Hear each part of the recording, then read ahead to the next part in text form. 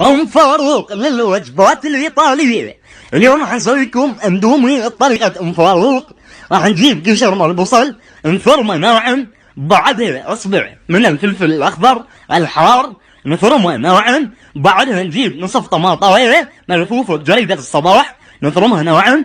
أريدك تلاحظ لي نظافة البكران، نظافة الطاولة، طبعا الطاولة مخيطة تحس الزيت مالتها غير مال التبليط. الفطور اللي بالميز المتجراثيم، لاحظ لي هاي العظم الموجودة على الميز. بعد ما ضفنا هاي المكونات راح نحمسهن، راح نضيف البهارات. طبعا هاي بهارات نوعية بهارات الكفار، تشتريها من اقرب عطار يمكن. بعدها تجيب ربع بطل مي السدة حتى الاكلة تصير مسلوقة.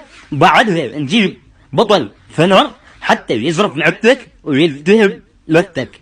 هنا راح نجيب الاندومي ونكسرها ونضيفها بهاي الخلطة اللي راح تكتلك خلاص وتنيمك باقرب مستشفى يمكن. هنا راح نحمسها. لاحظ بنظافة البكران، لاحظ بهاي التنكة المادهن. بعدها راح نجيب بهارات الاندومي المكونة من ريش الذبان، ضروق العصفور ومشتقاته. هنا راح نخبطها ونحمسها ونجامسها. طبعا صارت جاهزة عندنا. راح نجيب معون مكون من السيليفون راح نديرها بيه. هنا صارت جاهزة عندنا. لاحظ لي صدمة الزبون، لاحظ لي الشعر، لاحظ لي الوسخ اللي عايش فيه. هذا حساب الامستر ضيفوه، وهذا بيج الفريس الجديد هم ضيفوه، وهاي اللي وضيفوه.